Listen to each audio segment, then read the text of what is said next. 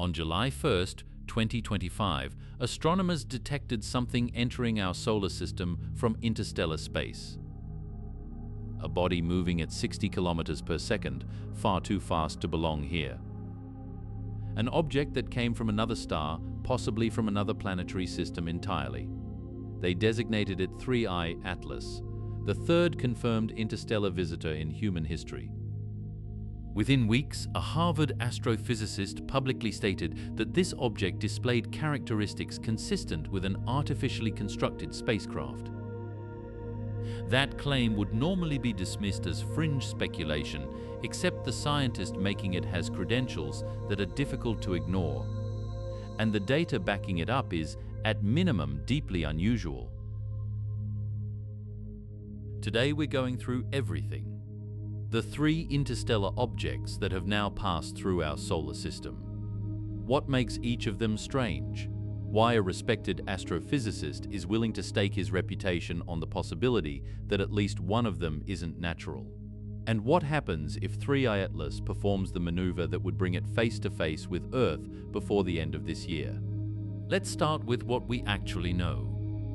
3I Atlas was discovered while still far from the Sun, roughly at the orbit of Jupiter. This is immediately unusual. Comets generally don't reveal themselves that far out. They become visible when solar heating vaporizes their surface ices, creating a glowing cloud of gas called a coma. But at Jupiter's distance, it's too cold for significant vaporization. The fact that this object was detectable so far from the Sun means one of two things. Either it's an exceptionally large comet with an unusually volatile composition that begins outgassing earlier than normal, or it's not a comet at all, and what we're seeing is sunlight reflecting off a large solid surface.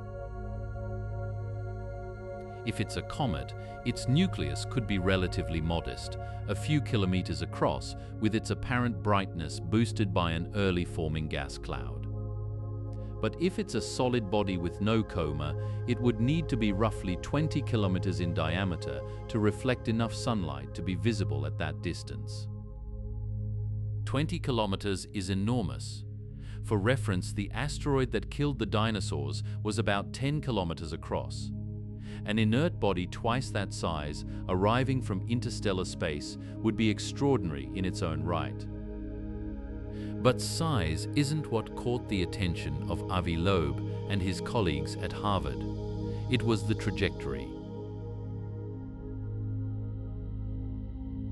3I Atlas is traveling almost exactly in the plane of the ecliptic, the flat disk where all the planets of our solar system orbit. Earth, Mars, Jupiter, Saturn, they all move in roughly the same plane, like marbles rolling on a table.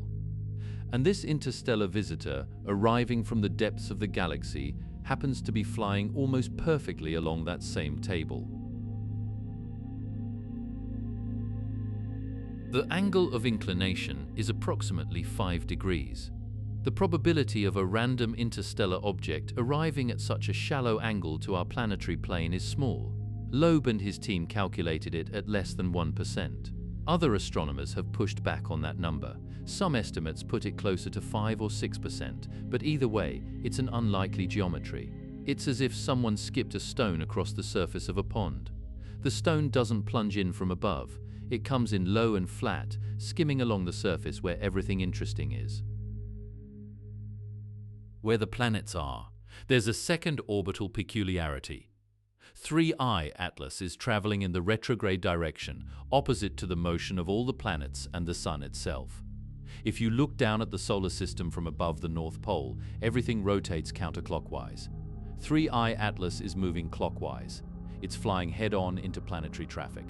Loeb flagged this as another low-probability characteristic. In fairness, the direction alone isn't that remarkable. Any incoming object has a roughly 50-50 chance of arriving in either the prograde or retrograde direction, depending on its approach geometry. But combined with the near-ecliptic trajectory, the picture becomes more statistically interesting. An object arriving from random interstellar space, moving in the retrograde direction, almost perfectly aligned with the planetary plane, the combined probability starts to get uncomfortably small. And then there's what comes next on its trajectory. 3I Atlas is on course for close encounters with multiple planets. Within the span of about 2.5 months, August, September, October 2025, it will pass near Mars and Jupiter, not distant flybys, close ones. Close enough that Mars orbiters should be able to photograph it.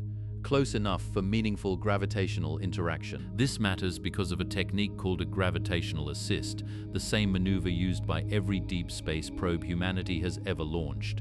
When a spacecraft flies close to a massive planet, the planet's gravity bends its trajectory and can either accelerate it, decelerate it, or redirect it, all without burning any fuel. NASA's Parker Solar Probe used repeated gravitational assists from Venus to gradually lower its orbit closer to the Sun.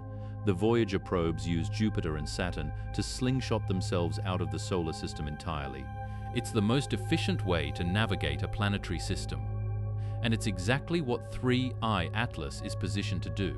Loeb and his colleagues published a paper, which they carefully described as a didactic exercise, a teaching demonstration of orbital mechanics, showing that if 3I Atlas were an artificially controlled object, its current trajectory would allow it to perform a series of gravitational assists that could fundamentally change its path through the solar system. A flyby of Jupiter could redirect it. A subsequent encounter with Mars could slow it. A further approach to Venus could break it even more and drop it into a tighter orbit closer to the Sun. And from that closer orbit, with the right timing, it could intersect with Earth's path. The paper explicitly references Liu Cixin's dark forest hypothesis and the Fermi paradox. It's not subtle about what it's implying. If 3I Atlas is a natural comet, none of this matters. It will follow its gravitational trajectory, swing past the Sun, and leave the solar system forever. We probably won't even get a good look at it, because its closest approach to the Sun occurs when Earth is on the opposite side, with the Sun's glare blocking our view. But if it's not natural, if it's a controlled object capable of adjusting its trajectory, then the planetary encounters ahead of it aren't coincidences. They're opportunities, fuel-free maneuvers that could allow it to stay in our solar system and potentially approach our planet. Loeb suggests we could know the answer within weeks. If it's a comet, it will develop a coma and a tail as it approaches the Sun. Gas and dust will stream off its surface. Its behavior will be consistent with thousands of comets we've observed before. Case closed. But Loeb also raises a disturbing possibility. What if it's an artificial object that can mimic a comet? What if it can deliberately surround itself with a gas cloud, a coma, and eject material in a tail-like formation? A deliberate disguise, a camouflage. He draws the analogy to military smokescreens. Hide your true nature behind a plume of debris, and to distant observers, you look like just another piece of cosmic ice. If that sounds far-fetched, consider that we would have no way to distinguish a perfect imitation from the real thing at this distance. We'd need to get close, very close, and right now, we have no spacecraft capable of intercepting an object moving at 60 kilometers per second. To understand why Loeb takes this possibility seriously, you need to know about the first 2 interstellar visitors, because 3I Atlas didn't emerge from a vacuum. It's the 3rd chapter in a story that began 8 years ago. In October 2017, astronomers using the Pan-STARRS telescope in Hawaii detected something unusual. A small object, already on its way out of the solar system, moving far too fast to be gravitationally bound to the Sun. It had come from interstellar space, swung around the Sun, and was heading back out. They named it Oumuamua, a Hawaiian word roughly meaning first distant messenger. Oumuamua was strange from the beginning. Its shape was unlike any asteroid or comet ever observed in our solar system. Based on the way its brightness fluctuated as it tumbled through space, astronomers determined it was highly elongated, roughly 200 meters long but only a few tens of meters wide, cigar-shaped, or disc-shaped, depending on the model. Either way, nothing like it had ever been seen among the 1.5 million asteroids catalogued in our solar system. It had no coma, no tail, no outgassing of any kind. Every comet that approaches the Sun develops a visible cloud of vaporized ice. Oumuamua showed nothing. It looked like a bare rock, an asteroid, not a comet. But then came the anomaly that changed everything. As Oumuamua moved away from the Sun, tracking data showed that it was accelerating. Not by much, a tiny fraction of the Sun's gravitational pull, but measurably. It was gaining speed as it left the solar system, as if something was pushing it. For a comet, this would be easily explained. Outgassing creates a jet effect. Vaporized material shooting off the surface acts like a tiny rocket engine, giving the comet a slight push. This non-gravitational acceleration is well documented in cometary science. But Oumuamua showed no outgassing, no gas, no dust, no jets, no coma. Nothing visible was propelling it, and yet it was accelerating. Several explanations were proposed. Maybe it was outgassing in a way we couldn't detect, pure hydrogen ice sublimating without producing a visible tail. Maybe it was being pushed by solar radiation pressure, which would require it to be extraordinarily thin and lightweight, like a sail. Loeb took this further than anyone. He proposed that Oumuamua might be an artificial light sail, a thin sheet of material designed to be propelled by starlight, or a piece of extraterrestrial technology, or debris from an alien civilization's engineering project, drifting through the galaxy like a piece of cosmic flotsam. The scientific community's reaction was mixed. Some praised his willingness to consider unconventional hypotheses. Many more criticized what they saw as premature sensationalism. The data was ambiguous. Natural explanations, while imperfect, couldn't be ruled out. But Loeb didn't stop. Unfortunately, Oumuamua was discovered too late for detailed study. It had been approaching from the direction of the Sun, where telescopes can't look, and was only spotted after it had already passed Earth and was racing away. By the time anyone realized what it was too far gone to catch. This is a recurring problem. We discovered Oumuamua on its way out. We had days, not months, to study it. And then it was gone forever, taking its mysteries with it. 2 years later, in August 2019, the second interstellar object arrived. And this one was found in a way that was both remarkable and slightly embarrassing for professional astronomy. Gennady Borisov, a Russian amateur astronomer and engineer working at the Crimean Astrophysical Observatory, detected the object using a telescope he had built himself. Not a billion-dollar space telescope, not a massive professional array, a homemade instrument operated by a man whose passion for the sky exceeded his institution's budget. The object was named Comet Borisov, 2I-B Borisov, and unlike Oumuamua, it was clearly unambiguously a comet. It had a coma, it had a tail, it was outgassing exactly the way comets do. Its composition, studied spectroscopically, showed water, carbon monoxide, and other volatiles consistent with comets from our own solar system. Borisov was a relief in some ways. It proved that interstellar objects could be perfectly normal comets, chunks of ice and rock ejected from other planetary systems, drifting through the galaxy, occasionally passing through ours. No aliens required. But it also raised questions. If interstellar comets like Borisov are relatively common, why was Oumuamua so different? Why no coma, no tail, no outgassing? Why the strange shape? Why the unexplained acceleration? The contrast between the two objects made Oumuamua seem even stranger in retrospect. And then came 6 years of silence.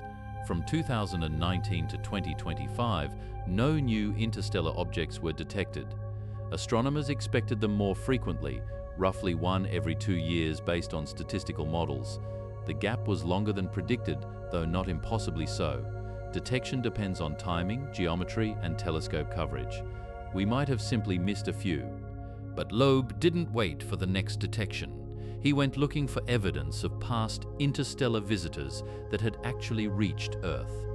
Working backward from meteor patrol data, networks of cameras that continuously photograph the sky to track shooting stars, he identified a fireball from 2014 that displayed an unusually high velocity, too fast to have originated within the solar system. The trajectory suggested an interstellar origin, making it potentially the first known interstellar meteor to hit Earth's atmosphere. Loeb calculated where the surviving fragments would have landed, somewhere in the Pacific Ocean, near Papua New Guinea. He raised funding, chartered a research vessel, and went to look.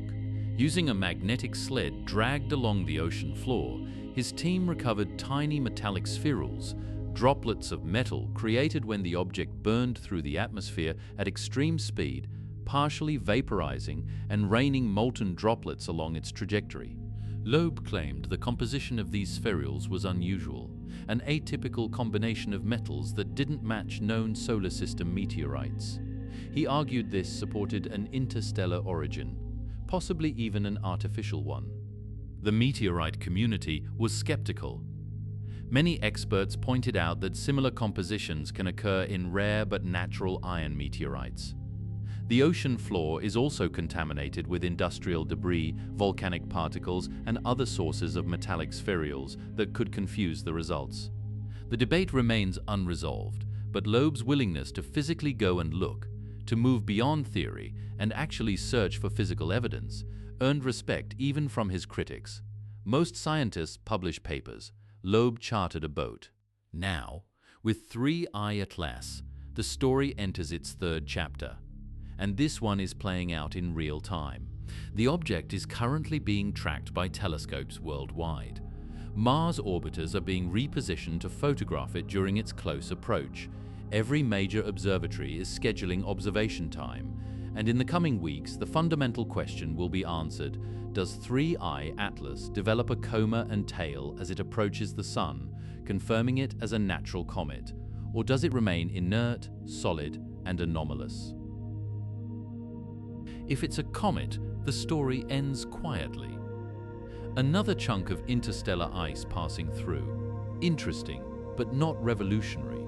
But if it's not, if it remains dark and solid and unexplained, then the questions multiply. Why is it flying in the ecliptic plane? Why the retrograde direction? Why the close planetary encounters that are perfectly configured for gravitational assists? Why was it bright enough to detect at Jupiter's distance without a coma? And perhaps the most uncomfortable question of all, is it heading for a gravitational maneuver sequence that could bring it into the inner solar system and toward Earth? Loeb himself acknowledges that his paper is speculative. He calls it a teaching exercise, a demonstration of what orbital mechanics calculations can reveal about hypothetical artificial objects.